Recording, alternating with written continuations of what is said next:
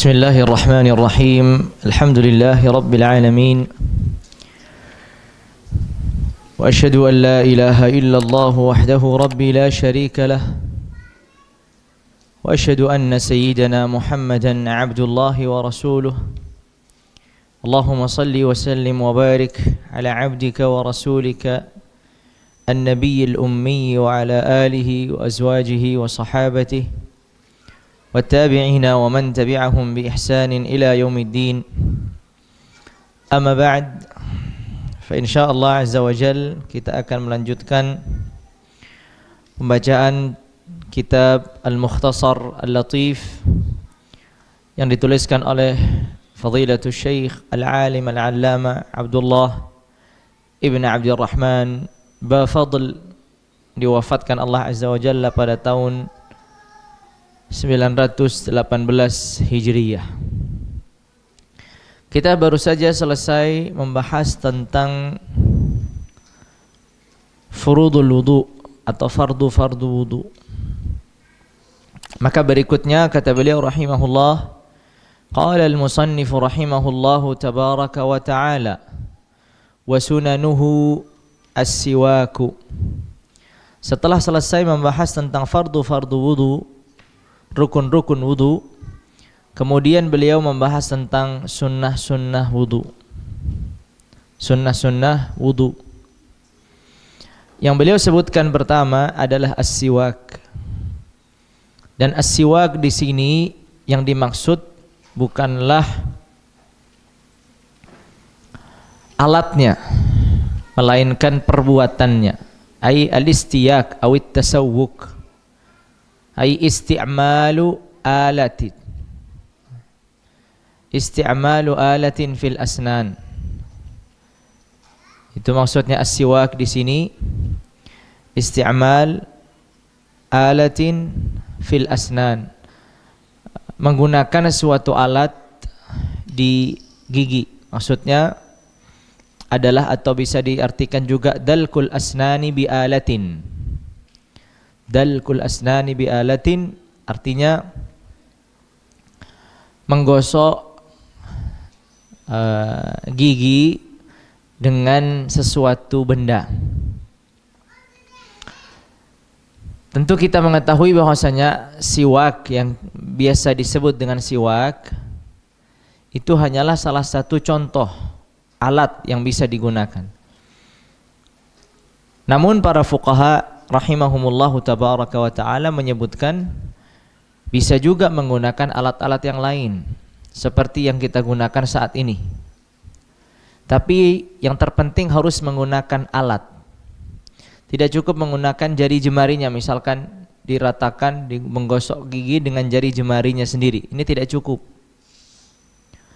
Tapi kalau menggunakan pasta gigi, misalkan menggunakan sikat gigi, ya, nah ini sudah melakukan siwak atau at-tasawwuk. Tapi kalau menggunakan biasanya itu ada yang dikumurkan untuk menghilangkan aroma, ya. Apakah ini juga disebut dengan siwak? Maka jawabannya tidak. Karena siwak harus menggunakan alat, udun atau selain ud, kayu, batang kayu atau yang semisalnya. Maka kita ketahui bahwasanya siwak yang kita kenal sebagai siwak itu sebenarnya itu akar dari satu pohon. Pohon yang disebut dengan arak. Jadi pohon siwak yang kita ketahui siwak yang dijual-jual itu asalnya pohon. Akarnya yang masih basah itulah yang diambil kemudian digunakan untuk orang untuk menggosok giginya. Taib. Ini adalah sunnah yang pertama dari sunnah berwudu, yaitu menggunakan siwak. Ya, menggunakan siwak. Bukan siwaknya karena benda itu di sini tidak ada kaitannya dengan suatu hukum, tapi penggunaan terhadap benda ini. Ya, menggunakan siwak ini adalah sebelum wudu. Ini disunnahkan Rasulullah sallallahu alaihi wa ala alihi wa sahabatihi wasallam. Taib, walaupun para fuqaha Syafi'iyah berbeda pandangan apakah siwak itu di awal sebelum basmalah dan sebelum yang lainnya, ataulah setelah mencuci kedua telapak tangan. Intinya siwak disunnahkan sebelum ia sampai ke wajahnya atau membasuh wajahnya. Tsumma tasmiyatu, sunnah yang berikutnya yaitu mengucapkan atau membaca Bismillahirrahmanirrahim. Bismillahirrahmanirrahim. Itu yang paling sempurna. Ya, itu yang paling sempurna. Tentu apakah orang cukup ketika mengucapkan bismillah saja? Cukup. Nah, telah mengerjakan sunnah di antara sunnah-sunnah berwudu. Tapi lebih sempurnanya ketika ia mengucapkannya Bismillahirrahmanirrahim. Itu lebih sempurnanya. Jelas? Jadi tasmiyah yang dimaksud di sini adalah mengucapkan basmalah, Bismillahirrahmanirrahim. Baik. Dan ini bersamaan, ya, mengucapkan basmalah ini tempatnya atau waktunya itu bersamaan dengan meniatkan di dalam hatinya untuk mengerjakan sunnah-sunnah wudu. Tadi disebutkan di awal. Jadi mengucapkan Bismillahirrahmanirrahim ini bersamaan dengan niat dalam mengerjakan sunnah-sunnah wudu. Jadi lisannya mengucapkan Bismillahirrahmanirrahim, hatinya meniatkan untuk mengerjakan sunnah-sunnah wudu, lalu kedua telapak tangannya dicuci, dibasuh dengan air. Jadi ada 3 secara bersamaan terjadi. Ya, ada 3 hal secara bersamaan terjadi. Pengucapan Bismillahirrahmanirrahim bersamaan dengan niat mengerjakan sunnah-sunnah wudu, bersamaan dengan membasuh atau mencuci kedua telapak tangan. Jadi ini 3 amalan ini adalah amalan pembuka wudu. Ini di awal. Ya. Bagi yang mengatakan bahwa saya nanti siwak dilakukan setelah ini. Ya, siwak dilakukan setelah ini. Itu adalah hal yang kedua, yaitu at-tasmiyah atau mengucapkan Bismillahirrahmanirrahim. Bagaimana kalau lupa di awal? Ingatnya di tengah-tengah wudu. Jadi pas di tengah-tengah wudu, dia baru ingat, ternyata saya tadi tidak mengucapkan basmalah. Bisakah saya menghadirkan di tengah-tengah? Naam, bisa.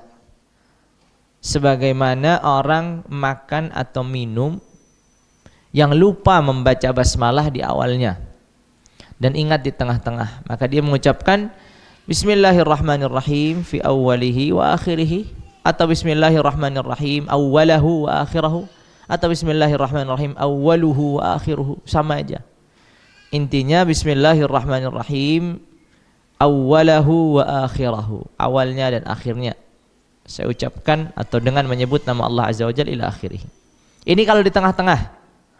Tapi kalau sudah selesai baru ingat, maka tidak lagi dianjurkan untuk mengucapkan basmalah. Berbeda dengan makan. Kalau makan lupa membaca basmalah di awal, di tengah-tengah juga tidak ingat, ingatnya di akhir setelah selesai makan, maka dianjurkan untuk membaca Bismillahirrahmanirrahim. Kenapa? Karena syaitan akan memuntahkan makanan-makanan yang telah dimakannya bersama manusia tadi yang lupa membaca basmalah. Tapi kalau wudu tidak ada faidahnya. Setelah selesai melaksanakan wudu, tidak ada lagi faidahnya membaca Bismillahirrahmanirrahim. Karena Bismillahirrahmanirrahim di dalam wudu ditujukan untuk memberikan keberkahan pada wudu tersebut. Setelah selesai, sudah nggak ada lagi. Berbeda dengan makanan, karena ada tujuannya, itu apa? Agar syaitan ini memuntahkan makanan yang telah dimakannya. Jelas ya? Baik. Tsumma qala rahimahullah wa ghaslul kaffaini. Di antara sunnah-sunnah wudu adalah mencuci kedua telapak tangan. Mencuci kedua telapak tangan ini bersamaan. Jadi bukan telapak kanan dulu dicuci sendirian, habis telapak tangan kiri cuci sendirian. Enggak, bersamaan. Kedua telapak tangan ini dicuci secara bersamaan. Bukan dinyalakan air keran, dicuci-cuci tangan kanan, tangan kiri, enggak. Kedua telapak tangan. Ghassul kaffain. Lalu bagaimana cara mencuci kedua telapak tangan? Para fuqaha rahimahumullah menjelaskan tata cara yang utama dalam mencuci kedua telapak tangan adalah melakukan hal yang berbeda dengan kebiasaannya. Kebiasaan orang kalau mencuci kedua telapak tangan bagaimana? Akan mempertemukan batinul kaffi dengan batinul kaffi. Akan mempertemukan bagian dalam telapak tangan dengan telapak tangan bagian dalam. Biasa begini cuci. Normalnya orang kalau habis makan atau apa cucinya begini. Ya kan? Nah, di dalam mazhab Syafi'iyah rahimahumullah, ulama Syafi'iyah mengatakan utamanya ia melakukan sesuatu yang berbeda dengan kebiasaannya, agar menjadi pembeda antara suatu ibadah, karena mencuci kedua telapak tangan di sini ibadah, dan melakukan sesuatu yang biasa dilakukannya. Itu tujuannya. Lalu bagaimana berarti? Ada dua cara. Ada dua cara. Bagaimana cara imam meletakkan ya batinul kaffi dengan dhahrul kaffi, diletakkan antara punggung, ya punggung telapak tangan kanan, dan di atasnya ada bagian perut atau dalam telapak kiri, begini, ya. Lalu kemudian begini, ini namanya ghaslul kaffaini. Ya, setelah dicuci semua begini kan, ini kan di sini kemudian diratakan begini. Ya, ini meratakan airnya, takhlilnya. Ya, takhlilnya nanti akan disebutkan juga takhlilnya begitu.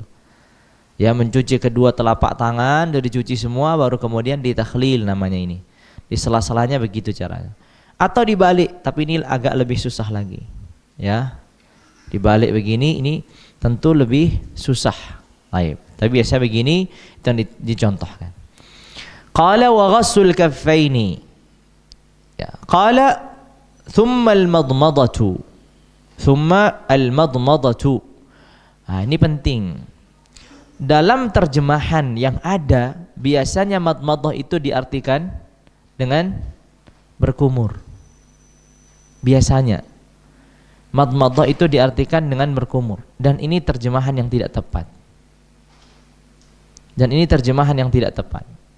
Coba nanti diperhatikan, cek setiap ada kalimat madmadah dan ada terjemahannya, diterjemahkan apa. Madmadah yang lebih tepat itu adalah idkhalul ma'i ilal fami, memasukkan air ke dalam mulut. Itu yang disebut dengan madmadah. Idkhalul ma'i ilal fami, memasukkan air ke dalam mulut. Ini yang disebut dengan madmadah. Ini yang disebut fuqaha dengan madmadah, memasukkan air ke dalam mulut. Idkhalul ma'i ilal fam, itu yang disebut dengan madmadah, bukan berkumur. Lalu kemudian mengeluarkannya itu bahasanya lain lagi. Jadi memasukkan air ke dalam mulut itu namanya madmadah. Taib, mengeluarkannya bukan madmadah namanya, tapi majjul ma'i. Mim jim. Kalau bahasa Arabnya ditulis mim dan jim. Majjul ma'i, mengeluarkan air dari mulut. Jadi madmadah itu memasukkan air ke dalam mulut, dan majjuhu, mengeluarkannya dari mulut, itu disebut dengan majjul ma'. Majja yamujju majjan. Baik. Lalu berkumur itu apa terjemahannya dalam bahasa Arab yang lebih tepat? Terjemahan untuk berkumur adalah al-mubalaghatu fil madmadah, berlebihan dalam madmadah. Nah, ini beda. Kenapa? Karena memasukkan air ke dalam mulut itu hanya sebatas dimasukkan. Apakah dimasukkannya digerakkan, diputarkan, atau hanya masuk kemudian keluar lagi, atau masuk langsung ditelan, sama saja. Madmadah yang dimaksudkan para fuqaha adalah idkhalul ma'i ilal fami, memasukkan air ke dalam mulut. Mau dimasukkan saja tanpa dikeluarkan, langsung ditelan, atau dimasukkan dan dikeluarkan, berarti ada istilah lain kalau dikeluarkannya, majjul ma' tadi. Atau ketika dia memasukkan air ke dalam mulut itu diputar di dalamnya. Air diputar di dalam mulut. Nah, kalau pemutaran air di dalam mulut ini yang kita kenal dengan berkumur. Memutar air di dalam mulut ini sehingga terkena seluruh gigi, terkena langit-langit mulut ini, itu disebut dengan al-mubalaghatu fil madmadati. Al-mubalaghatu fil madmadati. Apa arti al-mubalaghatu fil madmadati? Berlebihan dalam madmadah. Ini sunnah. Jadi madmadah itu sunnah, berlebihan dalam madmadah itu sunnah. Dua sunnah yang berbeda. Ini harus dibedakan ini. Kenapa? Kenapa harus dibedakan? Karena nanti ada satu kondisi di mana madmadah disunnahkan, mubalaghah dalam madmadah tidak disunnahkan.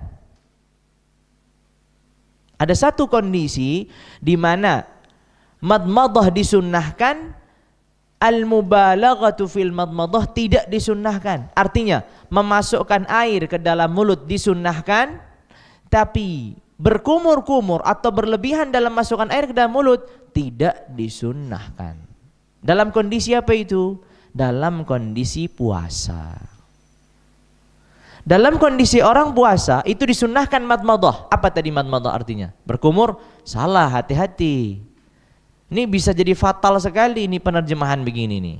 Dan itu terjadi di terjemahan-terjemahan yang ada karena sudah turun-temurun. Ya. Madmadah lebih tepatnya adalah idkhalul ma'i ilal fam. Seketika seorang puasa mau wudu, disunnahkan untuk melakukan madmadah. Apa tadi madmadah? Memasukkan air ke dalam mulut, tapi di batasan luar, maksudnya di batasan ujung, jangan dimasuk-masukkan dan masuk ke dalam, nanti bahaya, bisa membatalkan puasa. Jadi hanya sebatas masuk langsung dikeluarkan. Jelas ya? Kalau dalam kondisi puasa, seseorang ketika wudu disunnahkan memasukkan air ke dalam mulut, tapi segera langsung dikeluarkan. Tidak perlu diputar-putar, tidak perlu dikumur-kumurkan di dalam. Langsung dikeluarkan. Masuk keluar aja. Kalau seandainya dia melakukan mubalaghah di dalam madmadah, maka dimakruhkan. Orang puasa ini ya, orang dalam kondisi puasa wudu, lakukan mubalaghah dalam madmadah. Apa maksud mubalaghah tadi? Yang diartikan dalam bahasa kita berkumur. Berkumur-kumur ini makruh dalam kondisi puasa. Jelas makruh dalam kondisi puasa. Jelas ya?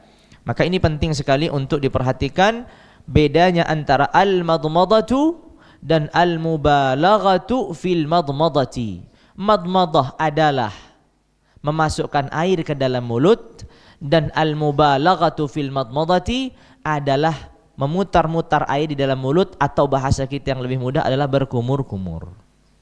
Baik. Maka ini disunnahkan. Yang disunnahkan madmadah dalam kondisi normal, tidak puasa. Disunnahkan madmadah, disunnahkan juga al-mubalaghatu fil madmadah. Ini dalam kondisi normal, tidak puasa. Maka disunnahkan madmadah dan disunnahkan al-mubalaghatu fil madmadah. Namun dalam kondisi puasa yang disunnahkan hanya madmadah. Mubalaghah fil madmadah tidak disunnahkan, bahkan dimakruhkan. Jelas ya? Itu bedanya. Makanya pengertian ini sangat fatal kalau tidak benar-benar memperdalam ilmu fikih.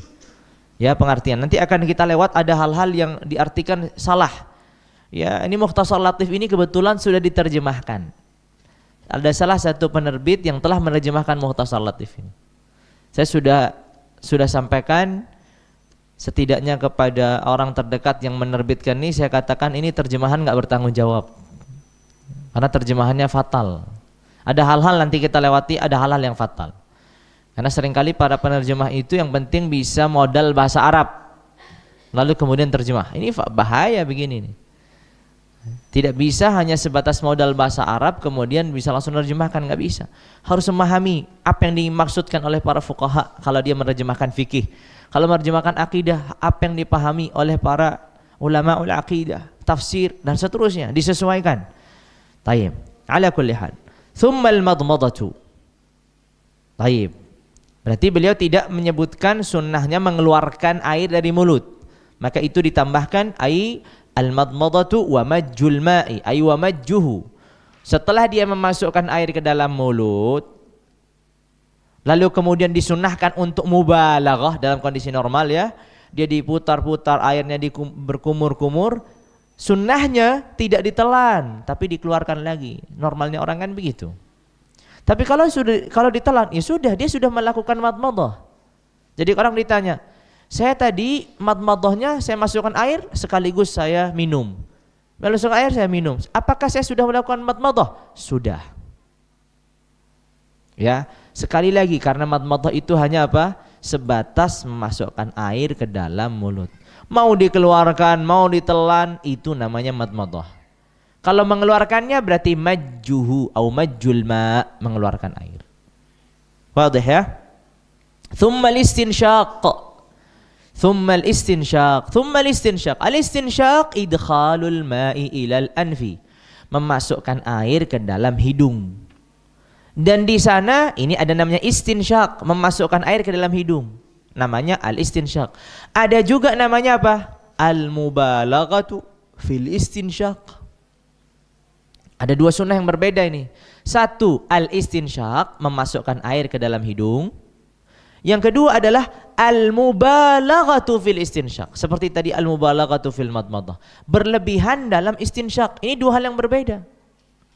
Taib. Kalau istinsyaq apa? Istinsyaq memasukkan air ke dalam hidung.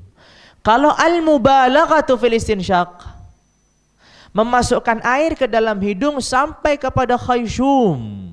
Jadi sampai dalam tempat di mana ia mendengungkan kalau sedang membaca sesuatu yang dengung. Ini berarti bukan hanya sebatas masukkan air ke dalam hidung, tapi memasukkannya ke dalam hidung sampai kepada rongga dalam, itu yang disebut dengan khayshum. Ini disebut dengan al-mubalaghatu fil istinsyaq. Hukumnya bagi orang yang puasa seperti hukumnya al-mubalaghatu fil madmadah. Makruh dalam mubalaghah fil istinsyaq. Tapi istinsyaqnya dalam orang puasa apa hukumnya? Sunnah. Mubalaghahnya makruh bagi orang yang puasa. Sama seperti kasusnya tadi madmadah dan mubalaghah fil madmadah. Ini dua hal yang harus dipisah-pisah ini. Sering yang terjadi, orang tidak faham. Wal istintharu. Nah, ini nama lain. Kalau tadi kan ada madmadah, lalu kemudian ada majjul ma, mengeluarkan air. Kalau istinsyaq, memasukkan air ke dalam hidung, mengeluarkannya apa? Namanya istinthar. Ini namanya. Al-istinthar itu mengeluarkan air dari hidung. Ikhrajul ma'i minal anfi. Jadi ada memasukkan air ke dalam hidung, namanya istinsyaq. Melebihkan dari hanya sebatas hidung bagian bawah sampai ke dalam rongga yang atas, maka namanya al-mubalaghatu fil istinsyaq. Lalu kemudian dikeluarkannya kembali, namanya adalah al-istinthar. Jadi ada berapa istilah nih? Ada banyak nih. Madmadah, al-mubalaghatu fil madmadah, majjul ma'. Ada al-istinsyaq, al-mubalaghatu fil istinsyaq, sama al-istinthar. Ini semuanya harus dipisah. Ini semua harus dipisah dan perlu diperhatikan. Taib. Pertanyaannya, bagaimana cara yang paling utama dalam melaksanakan madmadah dan istinsyaq? Gimana? Ini pertanyaannya. Kan disunahkan mengulanginya 3 kali. Sebagaimana tadi ghasul kaffain, mencuci juga kedua telapak tangan tadi diulangi 3 kali, 1, 2, 3. Sekarang madmadah, istinsyaq juga diulangi 3 kali. 3 kali madmadah, 3 kali istinsyaq. Taib. Tapi gimana caranya yang paling sempurna? Caranya adalah dalam satu pengambilan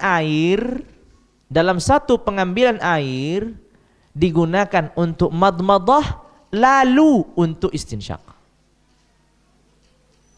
Ya, jadi satu mengambil air pakai tangan kanan.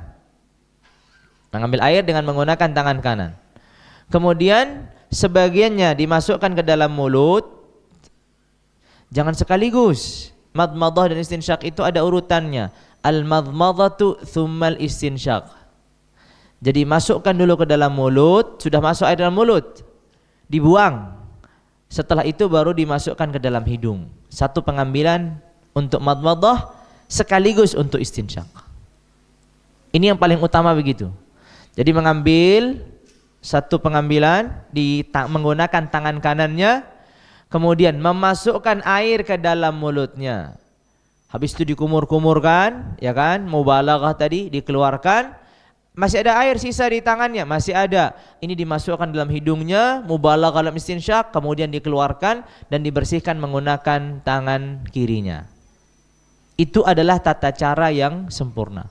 Tapi diulangi berapa kali? Diulangi 3 kali. Berarti ngambil lagi yang kedua, diambil untuk madmadah, dibuang. Kemudian untuk istinsyak, dibuang.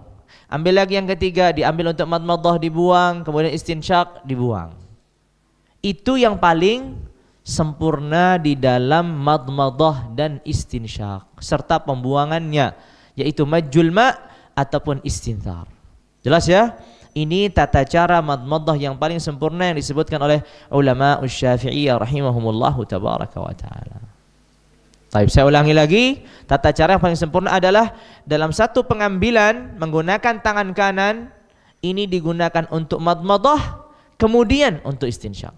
Pengambilan yang kedua digunakan untuk madmadah, kemudian untuk istinsyak. Setiap satu mengambil air, maka ini digunakan untuk keduanya, tapi urut. Jangan langsung sekaligus. Mulut sekaligus hidung, mulut sekaligus hidung. La, masukkan air dalam mulut, buang, sisanya istinsyak, buang. Ambil lagi dan seperti itu. Agar mendapatkan pahala mengerjakan sunnah wudu. Ya, agar mendapatkan pahala mengerjakan sunnah wudu. Thumma qala rahimahullahu tabaraka wa ta'ala wat-tathlits. Wat-tathlits. Apa maksudnya tathlits? At-tathlits mengerjakan 3 kali dari setiap apa yang telah dilakukan. Mengerjakan atau mengulangi 3 kali dari setiap apa yang telah dilakukan. Dia mencuci wajah, diulangi 3 kali. Mencuci tangan, diulangi 3 kali. Mengusap kepala, diulangi 3 kali. Mengusap telinga, diulangi 3 kali. Membasuh kaki, diulangi 3 kali. Semuanya diulangi 3 kali, 3 kali, 3 kali. Madmadah 3 kali, istinsyak 3 kali. Semuanya dari awal wudu sampai akhir wudu diulangi 3 kali, 3 kali. Ini sunnahnya begitu. Ya, ini sunnahnya at-tathlits. Qala wa mashu jami'ir ra'si. Apa wa mashu jami'ir ra's? Wa mashu jami'ir ra'si. Sunnah yang berikutnya adalah mengusap seluruh kepala. Karena mengusap sebagian kepala tadi apa hukumnya? Fard, hukumnya rukun, wajib, bagian dari wudu yang harus dikerjakan. Tapi kalau mengusap seluruh kepala dari awal, begini caranya ya, dari awal kemudian dimundurkan ke belakang, kemudian dibalikkan lagi. Ini namanya mengusap seluruh kepala. Ya, mengusap seluruh kepala. Wa mashu jami'ir ra'si, mengusap seluruh kepala.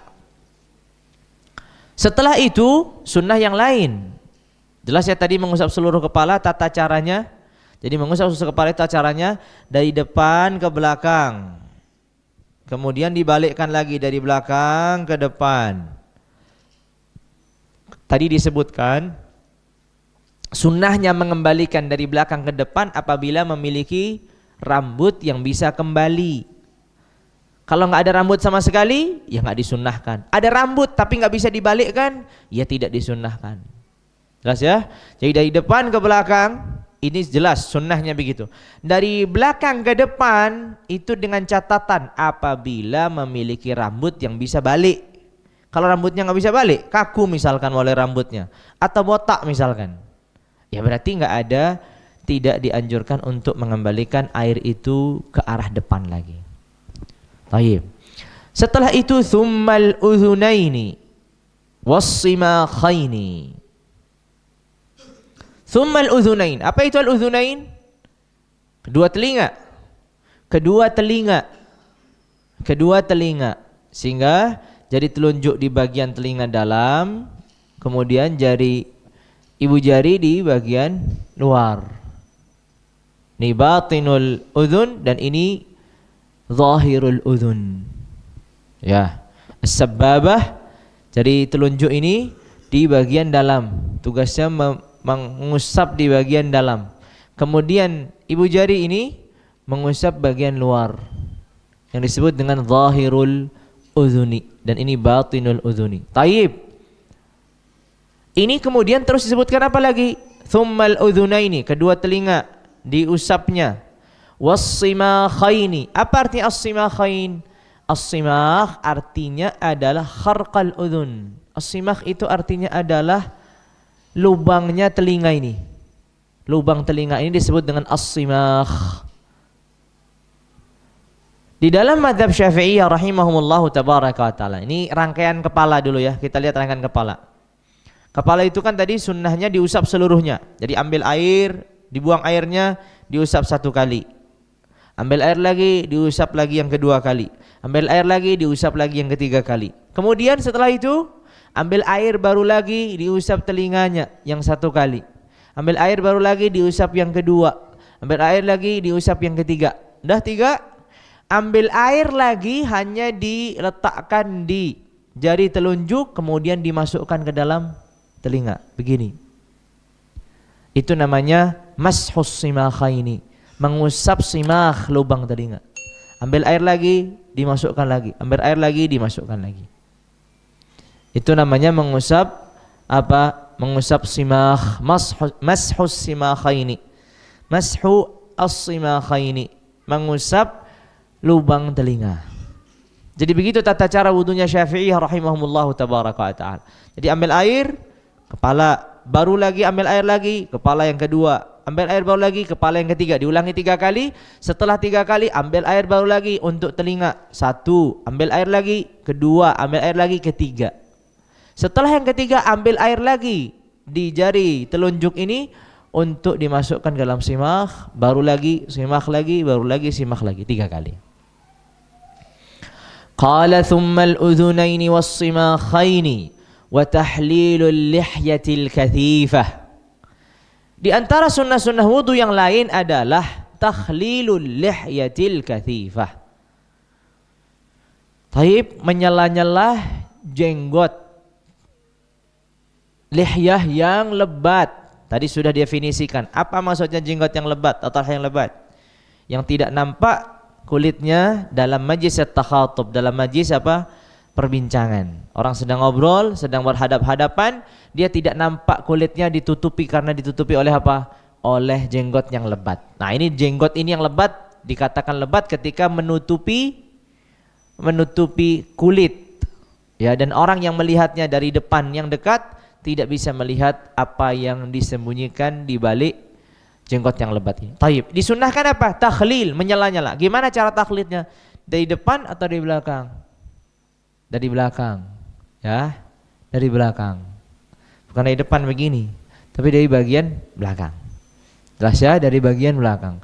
Ima begini, ima begini. Yang penting dari bagian belakang. Jelas, tidak bagi bagian depan. Karena bagian depan kan sudah terusap dengan pertama tadi ketika mengusap wajah.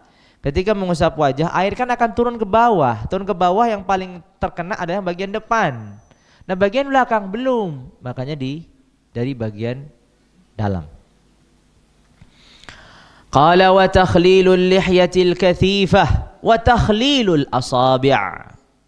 Asabi'ul yadaini atau asabi'ur rijlaini. Takhlil tadi menyela-nyela kedua jari jemari yang ada di tangan atau jari jemari kaki. Bagaimana cara menyela-nyela jari yang ada di tangan? Ini kan misalkan habis wajah 3 kali. Selanjutnya kemana? Setelah seorang wudu membasuh wajahnya 3 kali, selanjutnya kemana? Ke tangan kanan. Taib. Ketika tangan kanan dari ujung ke ujung sudah disunnahkan untuk melakukan takhlil. Caranya takhlil, menyela-nyela tadi sudah dicontohkan, yaitu meletakkan punggung yang kanan di bawah perut atau bagian dalam telapak kanan kiri. Jadi begini. Karena ini kan tangan kanan dulu yang dicuci, baru begini. Ya, baru begini. Lalu kemudian ketika kiri juga sama, baru begini. Ya, itu namanya takhlilul asabi'. Asabi' apa ini? Asabi' al-yadain, kedua telapak tangan. Baik.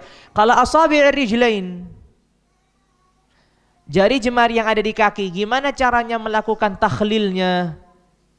Melakukan takhlilnya dikatakan minal khinsiri ilal khinsiri bil khinsiri. Menggunakan jari kelingking tangan kiri Ya, menggunakan dengan tangan kirinya. Dimulai dari jari kelingking kanan, terus berjalan sampai yang di terakhir jari kelingking kiri. Jelas ya? Maka dikatakan minal khinsiri ilal khinsiri bil khinsiri. Dari khinsir ke khinsir, dari jari kelingking kaki kanan sampai jari kaki kelingking kiri, dan menggunakan kelingking kiri. Maksudnya menggunakan kelingking kiri dari tangan kiri ini. Jelas ya? Jadi seperti itu. Baik. Wa takhlilul asabi'i. Tsumma qala rahimahullahu tabaraka wa ta'ala. Ini semuanya sunnah. Ini semuanya sunnah. Baik. Takhlilul asabi' terkadang bisa menjadi wajib. Kapan? Ketika air tidak sampai ke antara sela-sela jari jemari kecuali harus dilakukan penyelaan. Misalkan ada jari yang sedikit dempet, kan ada tipikal orang jarinya agak dempet, bukan karena dia harus dioperasi dan dipisah, enggak, memang dia agak sedikit dempet. Jadi bisa disela tapi harus sedikit menggunakan jari yang lain. Nah, ini harus wajib jadinya mentakhlil di sini. Jadi takhlilul asabi', menyela-nyela jari jemari ini terkadang bisa menjadi wajib apabila air tidak sampai kecuali dengan melakukan ini. Jelas ya? Menyela-nyela ini menjadi wajib kapan? Apabila air tidak sampai ke sela-sela kecuali menggunakan menyela ini, baru ini diwajibkan. Tapi kalau air itu dengan sendirinya sampai, maka menyela-nyela ini tetap dihukumi sebagai sunnah. Thumma qala rahimahullah wa tatwilul ghurrati wat tahjili. Tatwilul ghurrah, apa artinya al-ghurrah? Tatwilul ghurrah, al-ghurratu pada asalnya adalah keputihan yang ada di kepala kuda. Pernah melihat kuda warna hitam, di kepalanya, di keningnya biasanya ada warna putih, kan kudanya menjadi bagus itu biasanya. Itu asal kalimat al-ghurrah. Dan asal kalimat at-tahjil adalah warna putih yang ada di kaki kuda. Jadi kuda itu hitam, kemudian ada warna putihnya di kakinya, itu namanya tahjil. Kalau ghurrah itu keputihan yang ada di keningnya, di kening kuda, di bagian kepalanya. Jadi kepalanya hitam, kemudian tiba-tiba di bagian kepalanya itu ada putih itu. Kan biasanya kuda ini jadi mahal harganya dengan yang seperti ini. Apa maksudnya tatwilul ghurrati wat tahjil? Maksudnya tatwilul ghurrati wat tahjil adalah tatwilul ghurrah dulu. Apa maksud tatwilul ghurrah? Tatwilul ghurrah itu melebihkan basuhan wajah lebih daripada batasan yang wajib. Melebihkan pembasuhan wajah lebih daripada batasan yang wajib. Tapi batasan wajibnya tadi mana? Hanya di wajah saja kan? Tapi dia melebihkan, sebagian kepala kena dan leher juga kena. Itu namanya tatwilul ghurrah. Jadi melebihkan usapan wajah melebihi batasan yang wajib. Melebihan pengusapan wajah melebihi batasan yang wajib. Tadi batasan wajah wajib hanya di wajah saja. Ketika dia mengusapnya atau membasuhnya, mencucinya, lebih daripada itu sampai sampai lehernya, safhatul unuq, sampai bagian depan lehernya ini, maka itu disebut dengan italatul ghurrah, melebihkan ghurrahnya. Jelas ya? Itu. Jadi ini disunnahkan. Disunnahkan seseorang ketika wudu begitu. Jadi mengambil air, kemudian dari atas diratakan, melebihkan, sebagian kepalanya dikenakan, telinganya, kemudian safhatul unuq. Jadi bukan hanya wajah aja, semuanya dikenakan sampai di unuq. Jadi begitu. Itu yang disebut dengan italatul ghurrah. Baik. Yang berikutnya adalah at-tahjil. Italatut tahjil. Apa itu at-tahjil? At-tahjil adalah melebihkan basuhan tangan. Ya, melebihkan basuhan tangan sampai di pundak. Itu disebut dengan tahjil. Jadi batasannya tahjil itu sampai di pundak. Kan kita kewajibannya sampai di mana? Di siku. Ya kan, tangan sampai di siku. Sampai di siku aja atau siku masuk. Nah, sunnahnya sampai pundak.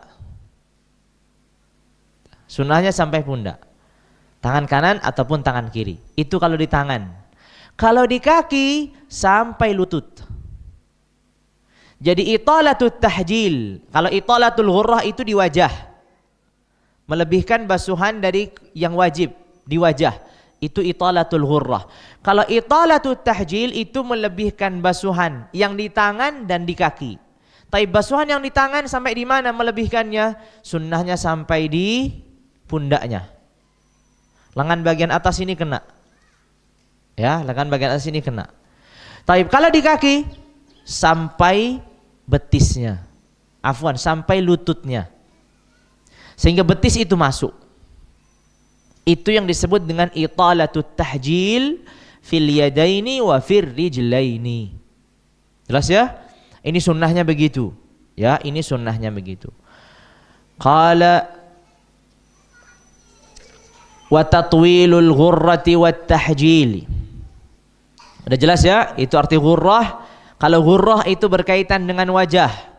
Kalau tahjil itu berkaitan dengan tangan dan kaki.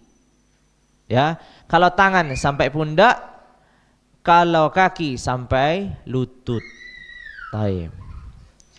Qala al-musannifu rahimahullahu tabaraka wa ta'ala wal muwalatu. Di antara sunnah-sunnah wudu lainnya adalah al-muwalah.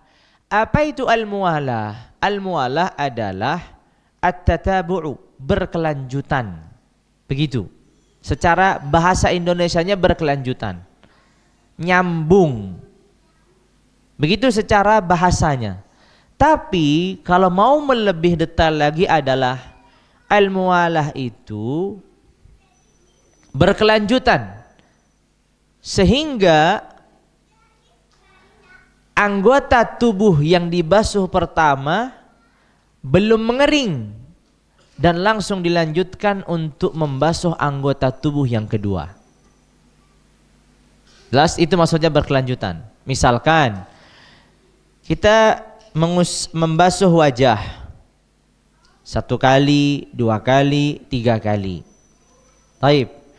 Setelah yang ketiga langsung kita mengambil untuk tangan. Ini namanya berkelanjutan. Alla yajiffal 'udwul awwal qabla syuru'i fil 'udwi tsani. Anggota tubuh yang pertama belum kering sebelum ia membasuh anggota tubuh yang kedua. Itu yang disebut dengan al-muwalah. Anggota tubuh yang pertama belum kering sebelum memasuki anggota tubuh yang kedua. Jadi ketika masuk anggota tubuh yang kedua, wajah, kemudian ke tangan, wajah ini masih basah. Kemudian langsung tangan. Tangannya masih basah ke kepala. Kepala masih basah langsung ke kaki. Jelas ya? Jadi seperti itu. Nah. Tentu di sini disebutkan para ulama. Taib, kalau begitu lama dong. Kan mengeringnya tangan kalau tidak dikeringkan ya, dibiarkan aja begitu. Lama? Iya lama. Dan al-muwalah itu hukumnya sunnah. Jadi apabila seseorang habis membasuh wajahnya, kemudian nunggu habis itu kering, dah dikering nih, basuh tangannya, nunggu sampai kering lagi, basuh kepalanya, habis itu basuh kakinya, ini masih dikategorikan wudu. Selama dia niatnya masih hadir, tidak dipalingkan. Walaupun tidak berkelanjutan. Kenapa? Karena muwalah itu sunnah. Karena muwalah itu sunnah, berkelanjutan. Taib. Apa tadi definisi berkelanjutan? Alla yajiffal 'udhu al-awwal qabla syuru'i fil 'udwi tsani.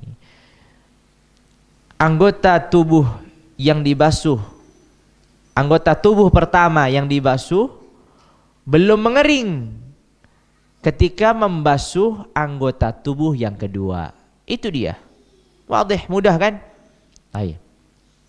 Jadi membasuh tangan posisi wajah masih basah. Mengusap kepala, posisi tangan masih basah, dan seterusnya. Baik. Qala wa tarkul isti'anati fi sabbi. Di antara sunnah yang lain adalah tarkul isti'anati fi sabbi, tidak meminta bantuan dalam menuangkan air. Dalam menuangkan air. Misalkan contohnya, tolong bantu saya tuangkan ini air dari gayung. Jadi dia wudu, gayungnya sama seorang kawannya dituangkan, dia wudu dari bawah gayung itu. Ini tidak disunnahkan. Yang disunnahkan adalah apa? Tidak meminta bantuan. Itu yang disunnahkan. Tidak meminta bantuan dalam menuangkan air. Ya, tidak meminta bantuan dalam menuangkan air. Ya, tidak meminta bantuan dalam menuangkan air. Karena meminta bantuan itu ada macam-macam. Minta bantuan untuk didekatkan air. Tolong bawakan itu ember ke dekat saya. Atau meminta bantuan, tolong tuangkan air ini, saya mau wudu. Itu tadi. Atau tolong wudukan saya, minta diwudukan ya. Jelas? Maka tentu yang paling makruh, tingkatan yang paling makruh adalah ketika minta bantuan untuk diwudukan. Ini makruh. Ya. Kenapa makruh? Karena wudu itu ibadah. Dan ibadah itu menunjukkan at-tadhallul wal khudu', tunduknya, merendahnya seorang hamba di hadapan Rabbnya. Ketika ia meminta bantuan untuk diwudukan, maka di situ ada namanya taraffuh, bermegah-megahan dalam beribadah. Gimana beribadah kok pakai diwudukan? Ketika tidak ada hajah, ketika tidak ada keperluan, dia sehat walafiat, tidak ada apapun. Tiba-tiba sini, tolong wudukan saya segili males wudu nih. Jadi datang orang, diusapin wajahnya, dibasuh tangannya, dibasuh wajahnya, dibasuh tangannya, diusapkan kepala. Ini makruh. Ini makruh. Jelas? Makanya ini harus dihindari. Ya, ini harus dihindari. Atau orang yang ingin mendapatkan pahala yang sempurna hendaknya dia menghindari. Ya, hendaknya menghindari. Tentu ini semua adalah yang disebutkan beliau, wa tarkul isti'anati fis shab, tidak meminta bantuan dalam menuangkan air, itu hukumnya sunnah, tidak meminta bantuan. Taib, kalau meminta bantuan dalam menuangkan, bukan dalam mewudukan. Tadi kan pembahasan kita dalam mewudukan. Kalau dalam mewudukan hukumnya makruh. Taib, dalam menuangkan apa hukumnya? Meminta bantuan dalam menuangkan. Bukan dalam mewudukan ya, meminta bantuan dalam menuangkan air. Hukumnya adalah khilaful aula. Makruh ringan, itu mudahnya khilaful aula. Makruh berat, ya makruh, yang disebut makruh karahat tanzih. Kalau khilaful aula itu juga makruh tapi ringan ya. Bahasanya begitu aja lebih mudahnya. Ya, menyelisihi yang utama atau menyelisihi yang lebih utama, khilaful aula. Atau kita katakan makruh ringan. Qala wa tarkut tanshifi bi khirqatin. Baik, di antara sunnah-sunnah wudu yang lainnya adalah tidak mengeringkan. Tidak mengeringkan anggota wudu menggunakan kain. Tidak mengeringkan anggota wudu dengan menggunakan kain. Atau yang semisalnya, sekarang ada tisu misalkan. Sawaan menggunakan kain, menggunakan handuk, menggunakan tisu, menggunakan apapun itu, disunnahkan tidak mengeringkan, dibiarkan begitu. Kenapa dibiarkan? Kenapa sunnahnya dibiarkan? Karena wudu itu adalah ibadah, sekali lagi. Karena wudu itu adalah ibadah. Dan air yang tersisa dari wudu ini disebut dengan atharu ibadatin. Ini bekas atau sisanya ibadah. Sehingga bekas dan sisanya ibadah itu tidak dianjurkan untuk dihilangkan, dibiarkan. Jelas? Tidak dianjurkan untuk dihilangkan, dibiarkan. Seperti orang yang karena puasa maka kemudian aroma mulutnya ini berubah karena kosongnya perut. Maka di sini tidak dianjurkan untuk bersiwak atau gosok gigi. Kenapa? Karena akan menghilangkan aroma mulutnya ini. Ya, tentu ini ketentuannya setelah tergelincirnya matahari. Kenapa tidak dianjurkan? Karena menghilangkan atharu ibadah.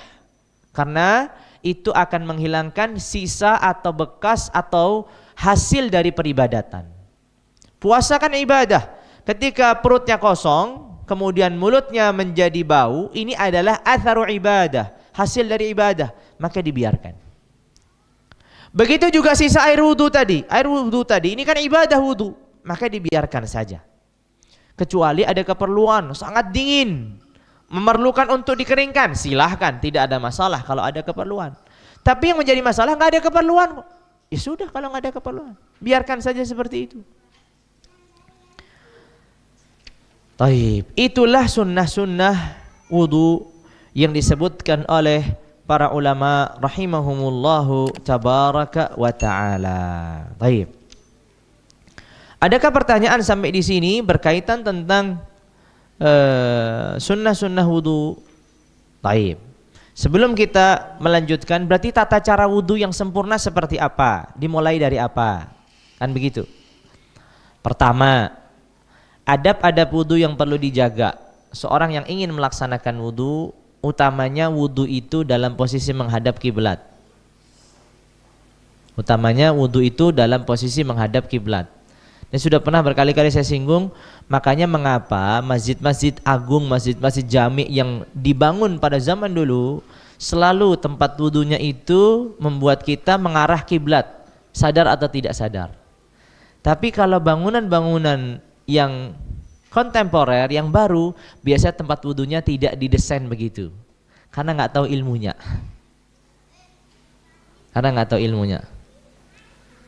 Jadi seperti itu, ya.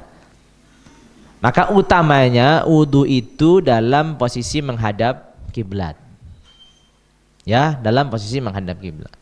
Taib. Kemudian ingat sekali lagi, wudu itu ibadah. Maka dalam ibadah itu kita perlu menjaga kekhusyuan. Jangan sambil wudu, sambil ngobrol, sambil apa, sambil cerita. Ini wudu ya ibadah. Wudu ini ibadah. Sebagaimana sholat. Boleh kita ngomong, boleh. Kita ngobrol, tanya kabar, tanya apa, boleh. Tapi selayaknya seorang yang sedang wudu, tanpa ada keperluan apapun atau darurat atau kebutuhan yang mendesak, ya hendaknya diam dalam kondisi khusyuk. Apalagi kalau kita mengetahui bahwasanya Rasulullah SAW bersabda, setiap aliran air yang mengenai anggota tubuh itu akan juga menggugurkan dosa-dosa yang dimilikinya, maka kita akan dalam kondisi benar-benar khusyuk di hadapan Allah Azza wa Jalla. Itu idealnya begitu. Ala kulli hal. Lalu kemudian apa yang dilakukan? Yang dilakukan adalah sudah menghadap kiblat, sudah fokus, sudah khusyuk dan seterusnya. Memperhatikan pakaiannya. Apa memperhatikan pakaiannya? Agar pakaian ini tidak terkena cipratan air. Ya, agar pakaian ini tidak terkena cipratan air. Ini adab-adab dalam wudu. Sehingga menggulungnya lah, merapikan, pokoknya bagaimana pakaian ini dalam kondisi tidak terkena cipratan air semaksimal mungkin, sebisa mungkin. Nah, sebisa mungkin. Kalau sudah demikian, setelah dia sudah menghadap kiblat, sudah memperhatikan pakaian dan seterusnya, maka mulailah menggabungkan antara 3 amalan yang tadi disebutkan di awal. Apa itu? Mengucapkan Bismillahirrahmanirrahim dengan lisannya, meniatkan untuk mengerjakan sunnah-sunnah wudu dengan hatinya, dan apa yang terakhir bersamaan ini, mencuci kedua telapak tangannya. Berapa kali mencuci kedua telapak tangannya? 3 kali. Jadi Bismillahirrahmanirrahim dengan niat tadi dalam hati, ya, kemudian mencuci kedua telapak tangannya 3 kali. Jelas ya? Baik, setelah itu baru kemudian mengambil air untuk melakukan apa? Madmadah dan istinsyak. Ambil 1, kemudian madmadah, dikeluarkan. Sisa yang ada istinsyak, dikeluarkan, diulangi 3 kali. Sudah 3 kali diulangkan, berarti sekarang mau masuk ke wajah. Ingat, hati-hati. Wajah ini basuhan pertama hukumnya apa? Wajib. Maka kalau sudah wajib, pindah nih niatnya nih. Niatnya harus berpindah dari niat yang mengerjakan sunnah-sunnah wudu. Apa niatnya? Niat raf'ul hadath, mengangkat hadath. Atau niat melaksanakan wudu, atau niat bersuci untuk sholat. Niat-niat yang sudah disebut. Kapan itu? Bersamaan dengan membasuh, mencuci wajah pada basuhan cucian yang pertama. Baik. Harus kemudian kita mengulangi yang kedua sama seperti yang pertama, yang ketiga juga sama seperti yang pertama, meratakan kepada seluruh wajah. Kemudian melebihkan yang tadi disebut italatul ghurrah, samping sini sampai di permukaan lehernya. Begitu kan? Sudah 3 kali. Jangan lupa ada takhlilul lihyah bagi mereka yang leher lebat. Ambil air lagi takhlil. Ya, ambil air takhlil 3 kali, ambil air takhlil 3 kali. Jelas? Lalu kemudian setelah itu apa? Setelah dari wajah berarti turun ke tangan. Tangan dimulai dari apa? Dari tangan kanan. Kalau wajah nggak dari wajah di bagian kanan ya. Wajah sekaligus dari atas ke bawah. Tapi kalau tangan dimulai dari tangan kanan. Baik, dari tangan kanan dimulai dari mana? Dari jari jemari ke siku. Jangan dibalik. Ya, sunnahnya begitu. Boleh nggak dari siku ke jari? Boleh, boleh aja. Ini kan sedang paling sempurna. Paling sempurna wudunya begitu. Hukumnya sunnah. Dari jari jemari ke siku. Jelas? Faghsilu wujuhakum wa aydiyakum ilal marafiq. Dari tangan kalian ke siku kata Allah. Bukan minal marafiq ila aydiyakum atau ilal asabi', la, tapi min aydiyakum ilal marafiq. Dari tangan ke siku. Itu utamanya. Sehingga dari tangan ke siku ini diratakan, kemudian di sela-sela. Ya, atau mengambil sela-selanya mengambil air yang baru, ya, dan seterusnya. Diulangi 3 kali di kanan, kemudian begitu juga di kiri 3 kali. Setelah itu apa? Kanan selesai, kiri selesai. Tadi kanan kalau seandainya ia ingin menyempurnakan tentu sampai pundaknya. Ya kan? Sampai pundaknya diulangi 3 kali, sampai pundaknya, kemudian kiri sampai pundaknya 3 kali. Ini kalau paling sempurna. Setelah kanan tangan apa? Kemudian kepala. Kepala berapa kali? 3 kali.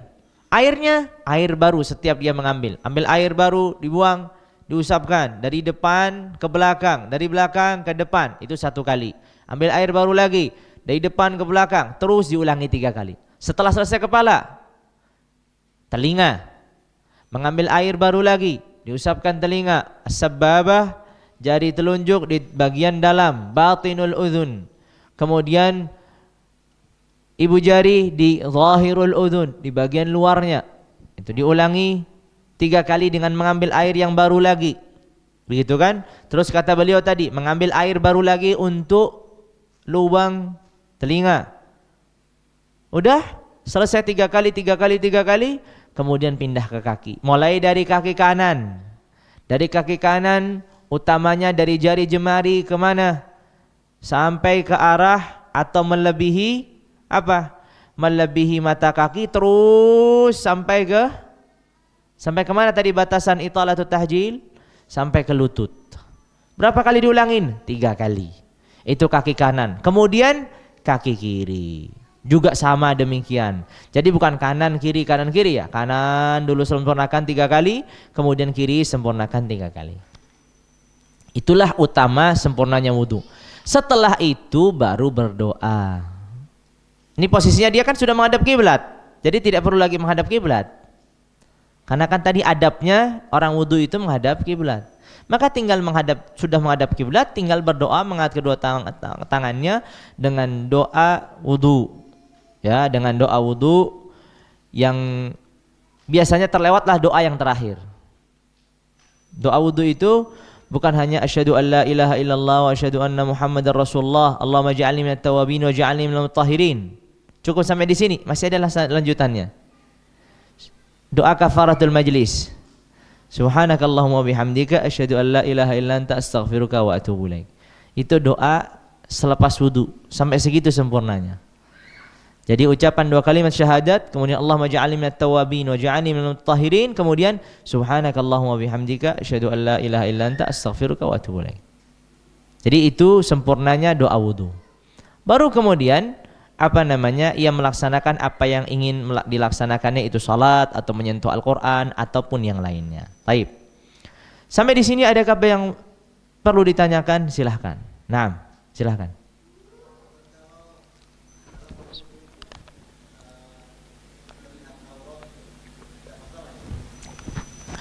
Naam. Ini juga bagus terlewatkan. Seorang dalam berwudu itu sedang melaksanakan ibadah. Sehingga orang yang dalam kondisi melaksanakan ibadah itu sebaik-baiknya adalah ketika ia tidak menyingkap auratnya. Memang tidak disyaratkan terbuka auratnya enggak sah wudunya, enggak ada begitu. Tidak ada begitu. Tapi termasuk adab dalam berwudu adalah ia dalam kondisi menutup auratnya. Ia dalam kondisi menutup auratnya, tidak dalam kondisi membuka auratnya. Ya, ini termasuk adab dalam berwudu. Jadi posisi menutup auratnya.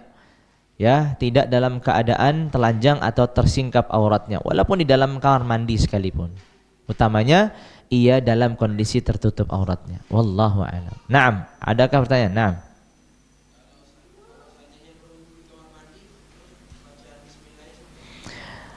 Tentu kalau di kamar mandi tidak dianjurkan membaca basmalah. Ya, dimakruhkan kalau tempang pembuangan hajat.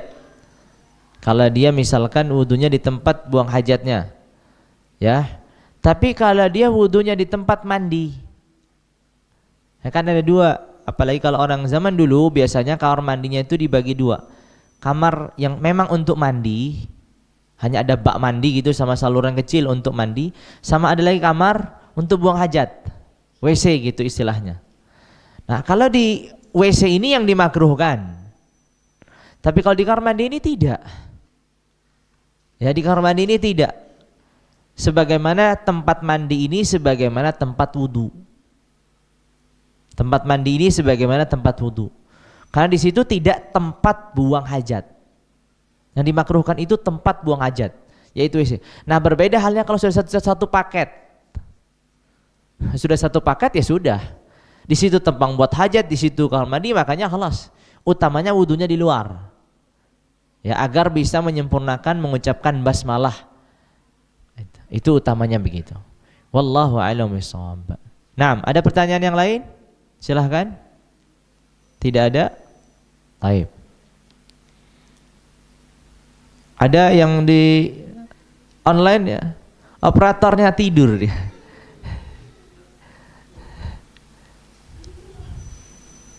Tadi lupa, ada yang bertanya tadi, saya ingat. Ini juga saya mengingat sesuatu tadi. Antum bertanya tentang apa sih kepentingannya membedakan antara wajib dan sunnah gitu ya dalam wudu. Ada satu keadaan di mana kita harus tahu yang wajib dan yang sunnah itu apa. Apa contohnya? Contohnya adalah ketika waktu sholat akan habis. Ya, perhatikan suatu perkara nih. Waktu sholat sudah sempit. Apabila kita menyempurnakan tata cara wudu yang lengkap, kemudian kita mengerjakan sholat, maka akan mengeluarkan sebagian sholat. Namun kalau kita melaksanakan wudu yang paling minimal, maka kita akan sholat pada waktunya. Jelas ya, pilihannya hanya dua. Jadi pilihan yang pertama, ini waktu sudah sempit sekali.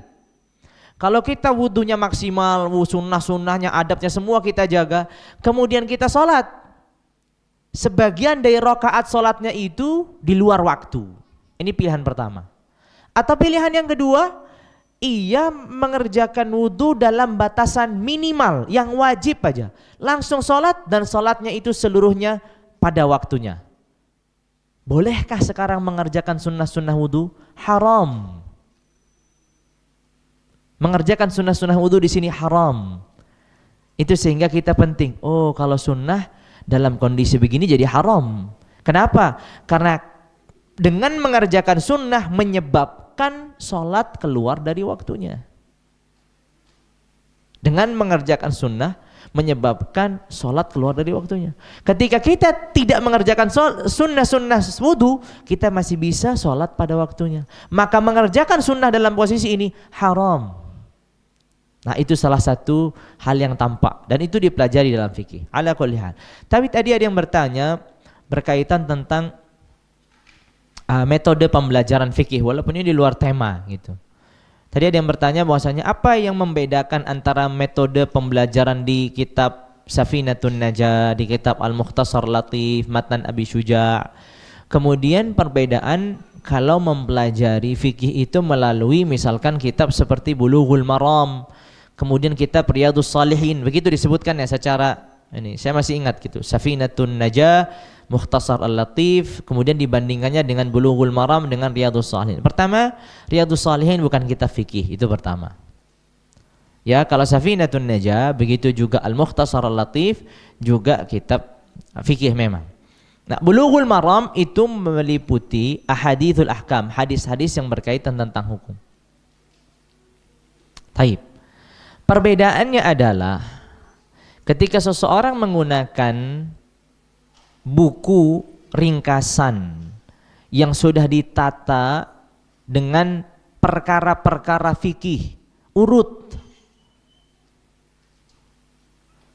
ya, perkara-perkara fikih urut dari wudu, rukunnya apa, sunnah-sunnahnya apa, pembatalnya apa, dan seterusnya, maka ilmu yang didapatkannya juga urut, ilmu yang didapatkannya juga rapi, tertata baik.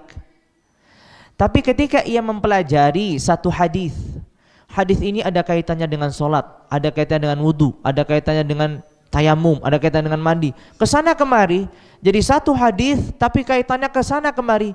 Susah bagi seorang pemula untuk menertibkan pengetahuannya, maklumatnya, karena satu hadis itu seringkali meliputi beberapa hukum yang berkaitan. Berbeda dengan ketika kita belajar dengan matan-matan fikih ini yang sudah ditata, disusun oleh para fuqaha untuk merapikan pengetahuan, menata ilmu kita. Jadi kita bisa lebih rapi, cara berpikir kita juga lebih rapi. Berbeda dengan orang yang mempelajari hadis. Hadis ini diambil kesimpulan begini, nanti akan bingung sendiri gitu. Susah. Ya. Belum lagi harus disempurnakan dengan masail-masail fiqhiyah lainnya yang tidak disebutkan dalam hadis tersebut. Makanya tentu seorang pemula, seorang penuntut ilmu yang pemula itu adalah mereka yang tidak bisa menggambarkan masail. Man la yaqdiru ala tasawwuril masaili, itu disebut dengan al-mubtadi, pemula.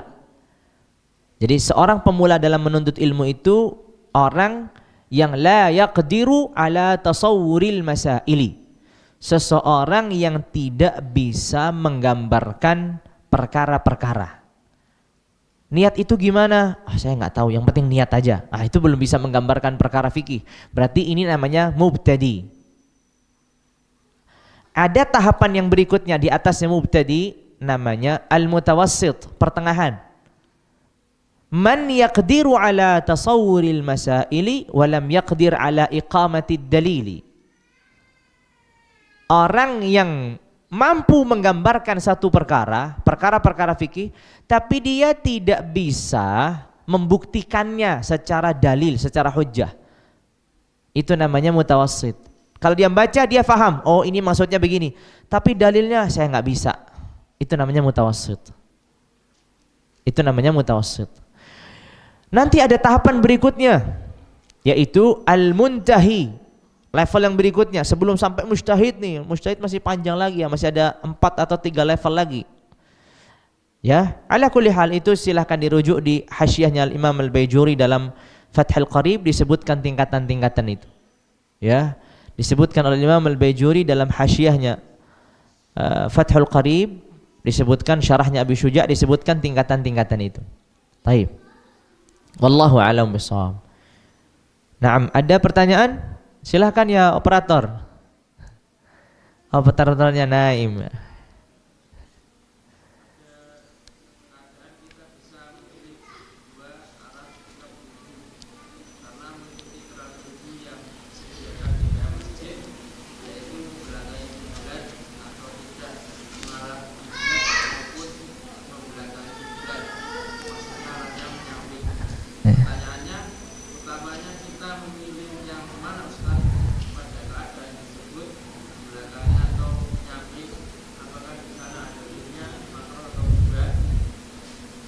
Baik, itu.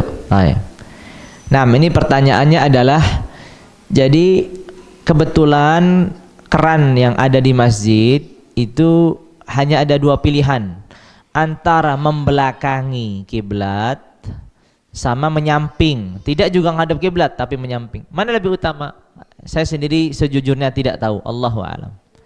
Tapi kalau ya ini membab mudzakarah aja gitu, membab perlu ditelaah ulang lagi.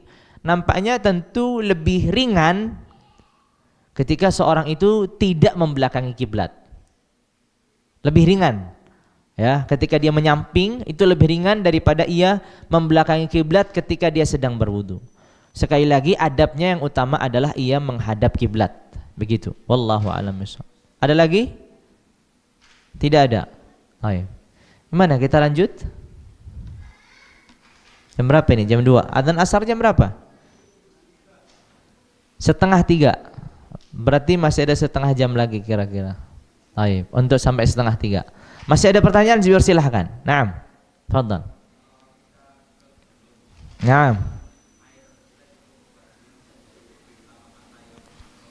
Ya. Zain, ini pertanyaan bagus berkaitan dengan langsung. Ini ada pertanyaan, apabila seorang ini mendaki gunung. Ini para hiking nih. Ini saya seringkali tegur para santri yang naik gunung. Saya bilang, seorang muslim itu dalam pepergiannya ataupun dalam tinggalnya harus mengetahui hukum-hukum yang akan dilaluinya. Jangan asal pergi begitu aja nggak tahu hukumnya gimana. Kamu mau mendaki gunung, berarti kamu harus tahu belajar fikihnya mendaki gunung, apa saja yang kamu perlukan. Begitu. Karena terkadang ini tadi bertanya, dia membawa air, tapi airnya ini cukup untuk minum. Ya kan? Airnya hanya cukup untuk minum, dan di sana ada debu, bisa bertayamum. Kalau begini mudah. Yang susah bagaimana? Yang susah adalah ketika dia membawa air untuk minum dan tidak mendapatkan debu. Kenapa tidak mendapatkan debu? Karena pas mendaki gunungnya habis hujan, becek tanahnya, nggak ada debu. Gimana mau wudunya? Wudu nggak bisa karena air ini diperlukan untuk minum. Tayamum juga nggak bisa karena nggak ada debu. Ini menjadi masalah kan? Santi bertanya begitu kepada saya bilang, siapa juga yang suruh ente naik gunung? Siapa juga yang suruh antum naik gunung kalau nggak tahu hukumnya? Kalau mau naik gunung tuntaskan dulu ilmu fikihnya. Kalau nggak tuntas ya jangan naik gunung. Semua segala sesuatu kita mau mengadakan rihlah kemana, kita harus tahu perjalanan safar ini hukumnya seperti apa, qasar, jamak dan seterusnya. Karena seorang muslim itu dalam safarnya, dalam tirhalnya, dalam muqimnya, dalam keadaan apapun ada hukum yang selalu berkaitan dengannya. Ini sebagai contoh. Maka pertanyaannya tadi, apabila seseorang dalam kondisi safar atau dalam kondisi naik gunung tadi hanya membawa air minum mineral, ini yang cukup untuk kebutuhannya minum, atau kebutuhan juga kawan-kawannya untuk minum, tapi tidak cukup kalau digunakan untuk wudu, dan di sana ada debu, maka jelas mudah, air ini tetap digunakan untuk minum dan ia bertayamum, selesai masalahnya. Jelas ya, selesai masalahnya. Kalau seandainya tidak ada air, tidak ada debu, gimana? Makanya penting ini bagi para pendaki untuk mempersiapkan debu dari bawah. Jadi dia bawa debu. Jelas, kita tidak butuh debu yang banyak kok. Sedikit aja. Kita tayamum itu kan cuma wajah sama tangan. Berapa kita? 1 kilo? Enggak 1 kilo, dikit aja. Ditaruh di satu wadah, ditaruh di apa, itu nanti kita gunakan untuk tayamum. Begitu harusnya. Ya, begitu. Nah, ini kalau seorang pendakinya seorang berilmu begitu gitu. Tapi sayangnya orang daki turun gunung, sholat nggak sholat urusan belakangan. Yang penting menikmati dulu kehidupannya. Menikmati apaan? Nah, maka ini penting ya, penting untuk diperhatikan. Jadi dia bawa debu dari bawahnya, persiapan. Jangan-jangan nanti hujan akhirnya turun semua ke bawah, yang sisa hanyalah tanah yang sudah becek, bercampur dengan air, nggak bisa untuk wudu, nggak bisa untuk tayamum, kan repot. Siapkan dulu debu itu, masukkan ke dalam tas, aman. Habis itu nanti kalau pas mau sholat, keluarkan debu ini, tayamum. Ya, jadi seperti itu solusinya. Wallahu a'lam bishawab. Nah, ada lagi yang bertanya mungkin? Ada? Operator. Operatornya sedang bangun.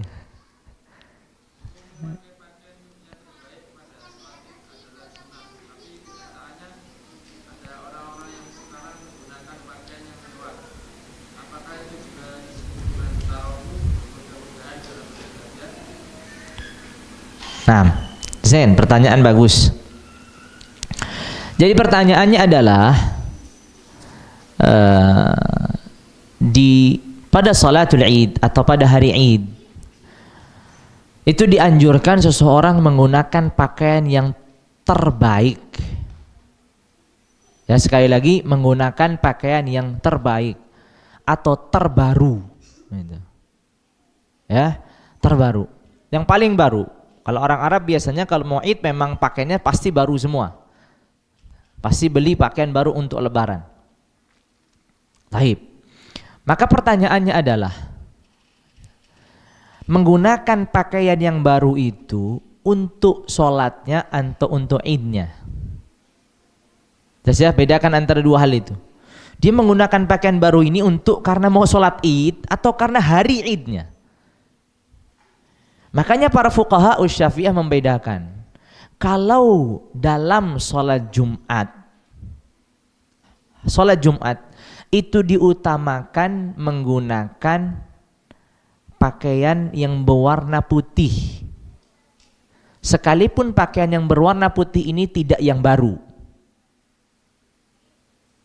Karena tujuannya untuk sholatnya, bukan untuk hari Jumatnya. Tapi kalau hari Id disunnahkan untuk menggunakan pakaian yang terbaik sekalipun bukan warna putih. Karena untuk menyambut hari rayanya. Sehingga itu tidak termasuk tarafu dalam ibadah dikarenakan itu memang tujuannya untuk hari rayanya, bukan untuk sholatnya. Jelas? Wallahu a'lamu bishawab. Naam, ada lagi pertanyaan?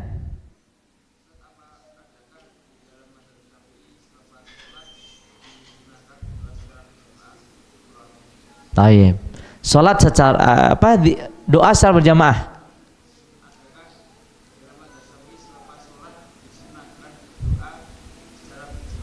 Taib.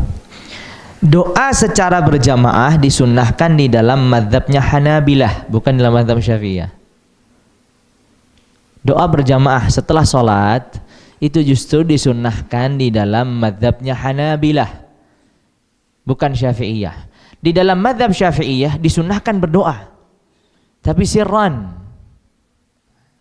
tidak berjamaah, atau sirran dalam keadaan pelan, tidak mengeraskannya. Begitu. Tapi justru di mazhabnya Hanabilah, zikir setelah sholat itu dikeraskan, doanya juga dikeraskan. Berdalil dengan sabda Nabi SAW atau peristiwanya Anas ibnu Malik, kunna na'rifu min tihai salati Rasulillah sallallahu alaihi wasallam bitakbir. Kami dahulu mengetahui selesai salatnya Nabi itu dengan takbirnya, maksudnya dengan zikirnya, kata Ibnu Hajar begitu.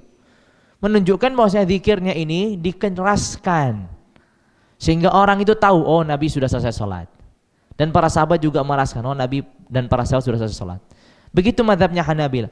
Kalau di dalam mazhab Syafi'iyah rahimahumullahu tabaraka wa ta'ala, yang disunnahkan itu dalam mazhab Syafi'iyah, zikirnya secara pelan, berdoanya secara pelan, tidak dikeras-keraskan, sirran. Jelas? Itu yang dianjurkan, kecuali dalam tahapan pembelajaran. Kecuali dalam tahapan pembelajaran. Kalau dalam tahapan pembelajaran, maka dianjurkan untuk dikeraskan agar orang belajar darinya. Ya, agar orang belajar darinya. Ada kekhawatiran sebagian dari ulama kita di negeri ini, apabila zikir itu dipelankan, orang tidak ada yang berzikir. Makanya terus dikeraskan untuk demi pembelajaran. Sampai kapan? Biarkan dia mandiri. Kan begitu.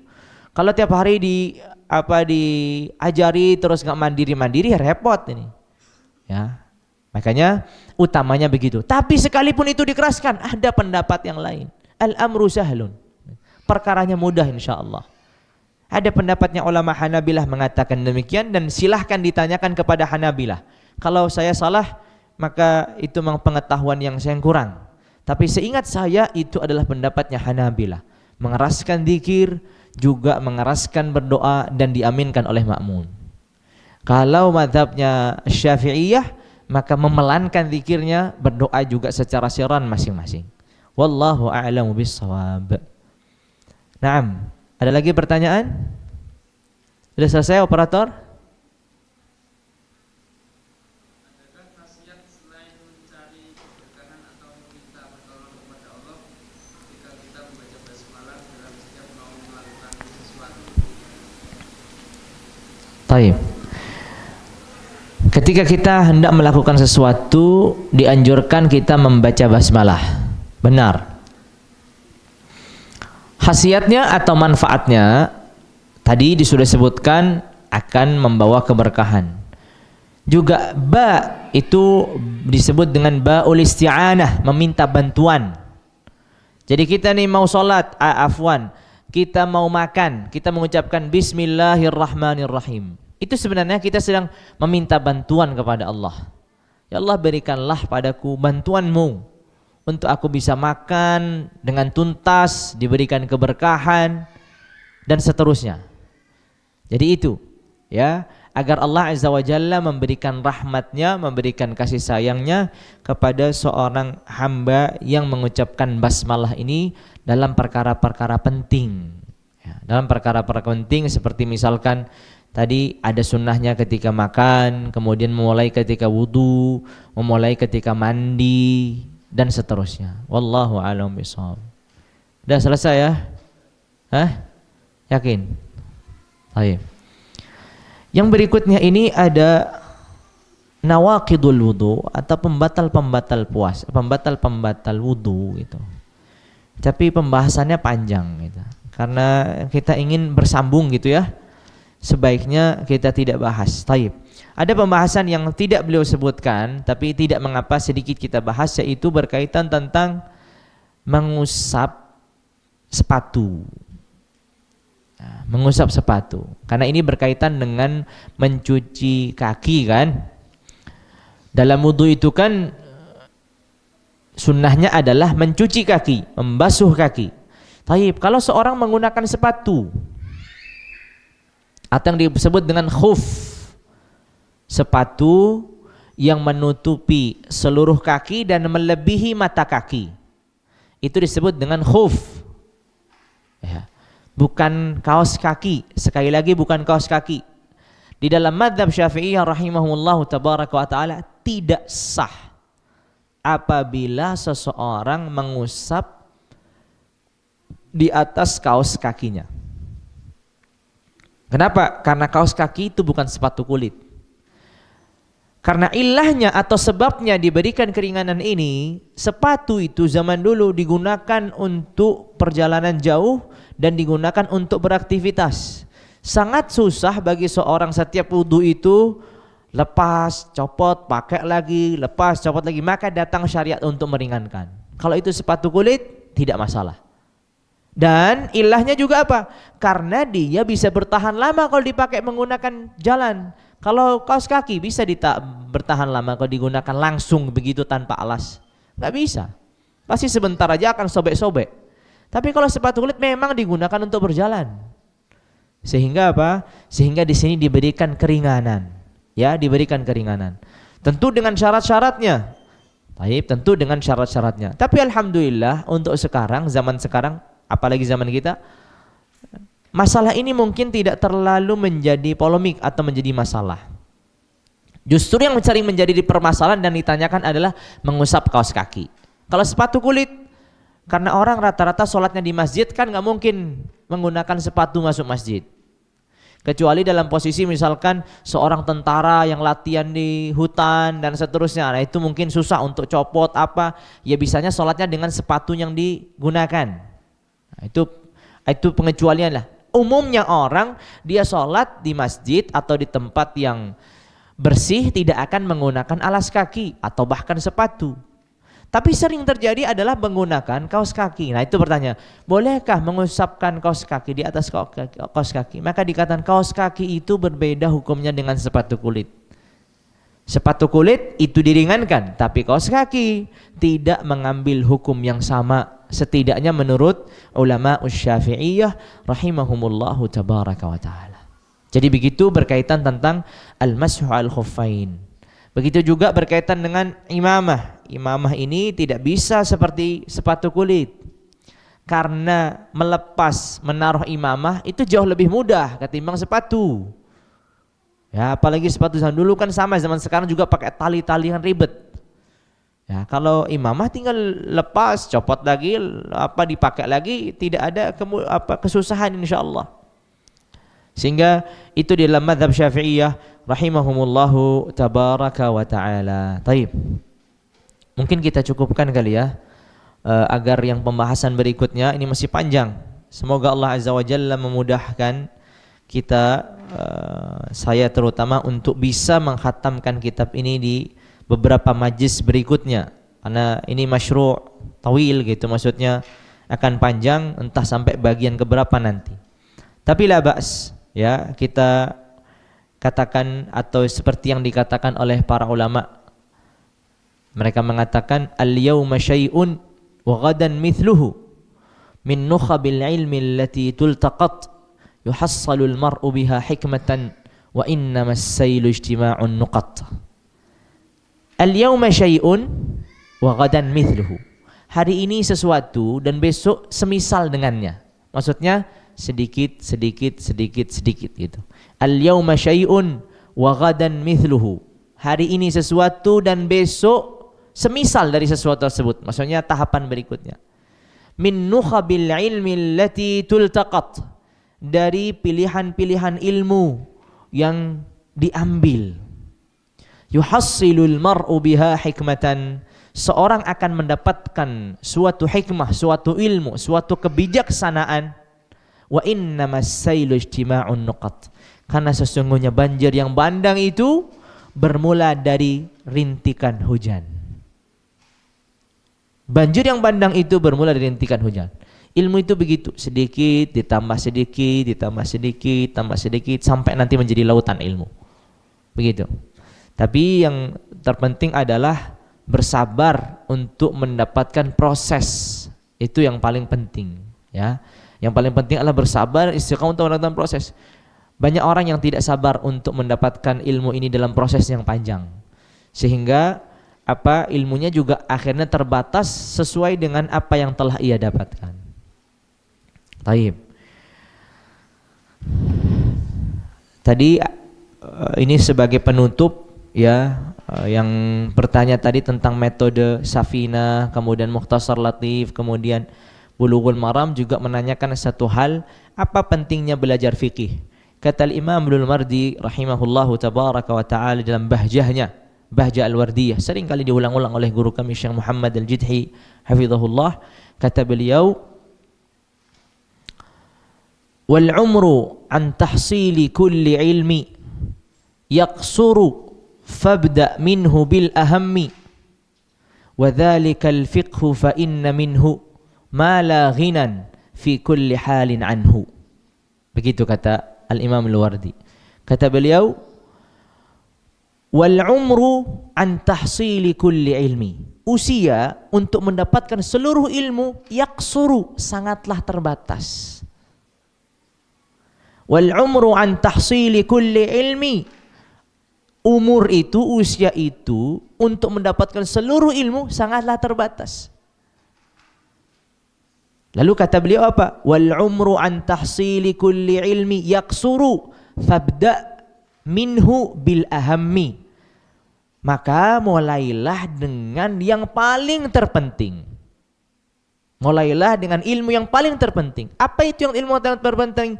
Wa dzalikal fiqhu fa inna minhu ma la ghinan fi kulli halin anhu.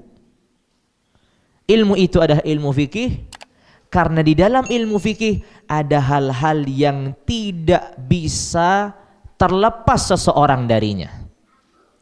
Wal umru an tahsili kulli ilmi yaqsuru fabda' minhu bil ahammi wa dhalikal fiqhu fa inna minhu ma la ghinan fi kulli halin anhu.